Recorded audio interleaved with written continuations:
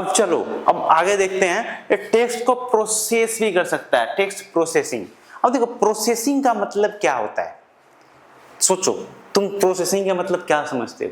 तो मैं कुछ क्वेश्चन पूछता हूँ, मान लो तुमसे पूछा कि बताओ 395 प्लस 283 कितना होगा, 395 प्लस 283 कितना होगा, मान लो इतना बड़ा क्वेश्चन पूछा, तो तुम क्या करोगे, थोड़ा देर प्रोसेस करोगे दिमाग में कि हाँ 295 प्लस 395 प्लस 283 यानी कितना होगा, फिर इसमें जोड़ के तुम बताओगे कुछ, है ना, क्या बताओगे 678 कुछ ऐसे बताओगे, है ना, 678 है कुछ ऐसे आंसर तुम दोगे। तो क्या करोगे तुम, उसमें प्रोसेस करोगे आंसर को दिमाग में।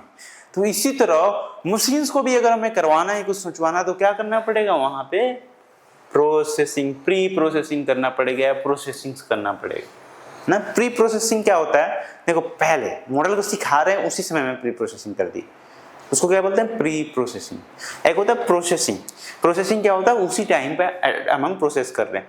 अब देखो इसमें कुछ टर्म्स होते हैं, टर्म्स को समझो, टर्म्स क्या होते हैं, टोकेनाइजेशंस, ये क्या होते हैं।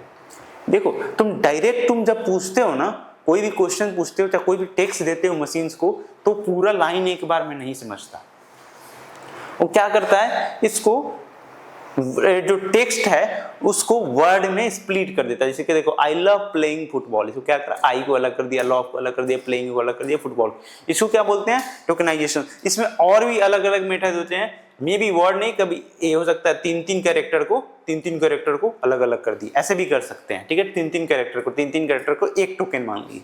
तो मान लो उसमें अगर 100 कैरेक्टर होगा तो कितने टोकन, मान लो यहाँ पे 60 कैरेक्टर होगा तो कितने टोकन होंगे, अगर तीन तीन कैरेक्टर, इसमें देखो कितने कैरेक्टर, एक स्पेस भी है, 2 3 4 5 6 7 8 9 10 11 12 13 14 15 16, मान लो 25 है ना, 24 है मान लो, है ना, कितने भी हो सकते हैं, 24 है। अगर मुझे एक टोकन में पूरे मतलब इस लाइन में मान लो 24 कैरेक्टर है, फॉर एग्जाम्पल, काउंट भी कर सकते हो तुम कितना हो सकता है, मान लो 24 हो या 20 हो, कितना मैं मान लेता हूँ 24 है, ठीक है। तो अगर मैं चाहता हूं एक टोकन में 3 रखना, 3 वर्ड्स रखना, तो कितने टोकन बनेंगे, 24/3 8, यानी इसमें कितने टोकन बनेंगे 8। लेकिन ये वर्ड बाई रखा है, एक वर्ड को एक टोकन रखा था, कितने बने 1 2 3 4 4 1 5, एक एक्सक्लेमेशन मार्क्स भी है, 5 ही बने इसके, है ना। तो तुम अपने हिसाब से डिसाइड कर सकते हैं, जो भी मतलब सिखाते हैं, ट्रेनिंग करते हैं मशीन्स को, एआई को, तो वो ऐसे चीजें करते हैं, ठीक है।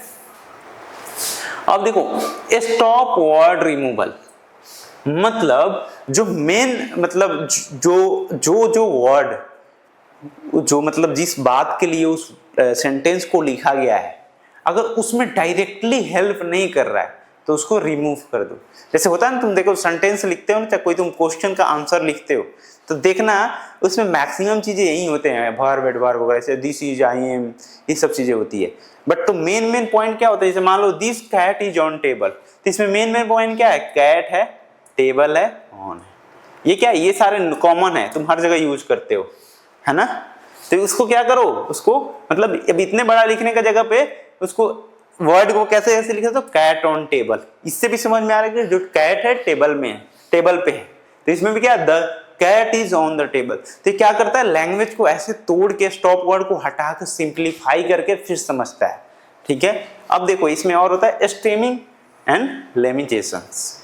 इसमें क्या होता है, लिमिटेशंस में क्या होता है, मान लो रनिंग है, तो रनिंग क्या है, वर्ब 4 है, तुम लोग पढ़े होगे, है ना, V1 V2 verb 1 verb 2 verb 3, उतना देखना, तो इसको क्या कर देगा, रन, ING हटा देगा, बेटर को थोड़ा एक अच्छा गुड यूज कर देगा, good, reduce word to base form, यानी बेटर क्या है, गुड का नेक्स्ट वर्जन है, तो ये क्या करेगा, बेस वर्ड इसका क्या है, रनिंग किससे बना है, रन से, बेटर किससे बना है, गुड का नेक्स्ट वर्जन है, तो इसको क्या करता है, उस फॉर्म में लेकर आता है, फिर उसके बाद नॉर्मलाइज करता है, क्लीनिंग एंड लोअर टेक्सटिंग।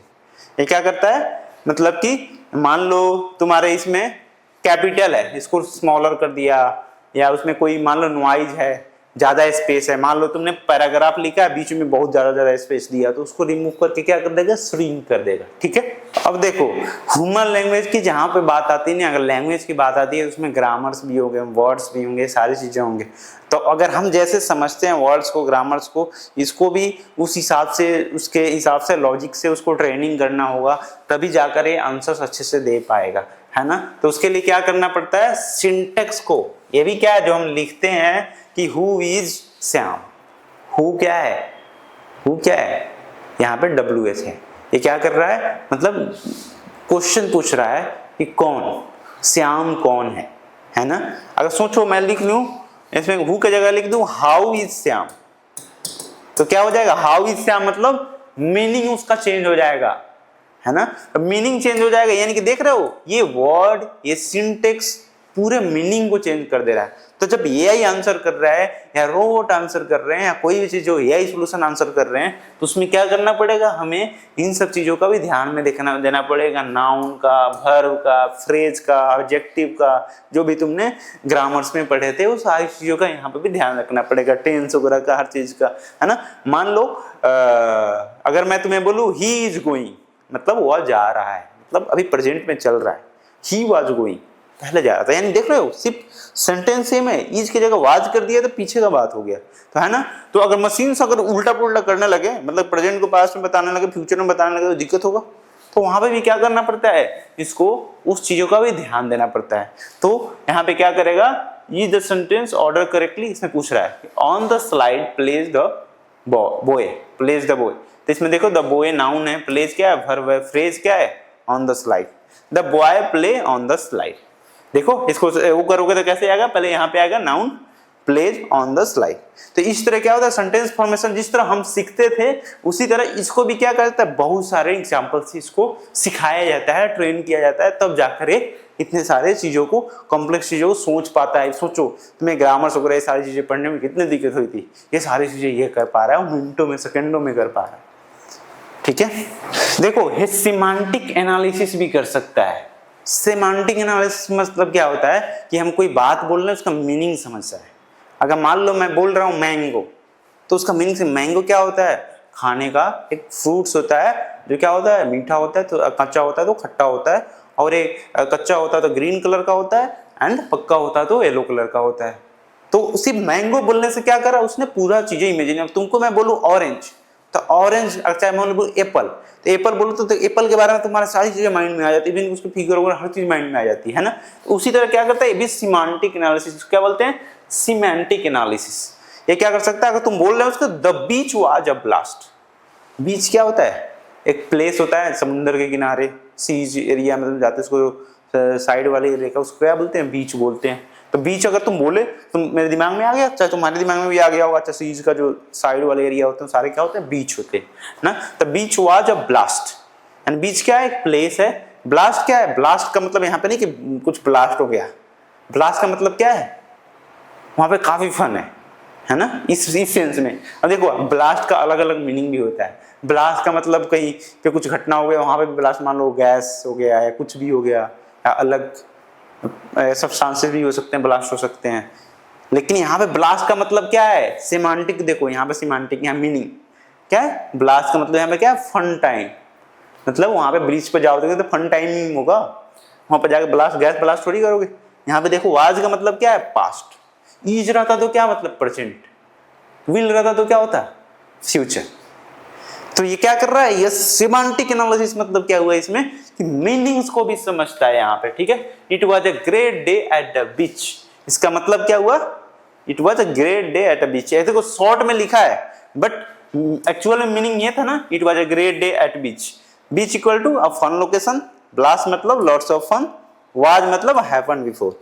अब इससे क्या कर रहा है, इतना चीजें था इस एक लाइन में, अब इसको क्या कर रहा है, मशीन्स भी अच्छे से समझ पा रहा है। तो क्या है, इसको क्या बोलते हैं, मीनिंग को क्या कर रहा है, अंडरस्टैंड कर रहा है, इसको क्या बोलते हैं टर्म्स में, सिमेंटिक एनालिसिस, है ना। एग्जांपल से कहीं पे तुम्हें पूछा जाता है, ऐसे एग्जांपल्स वगैरह देकर तुम समझा सकते हो, ठीक है।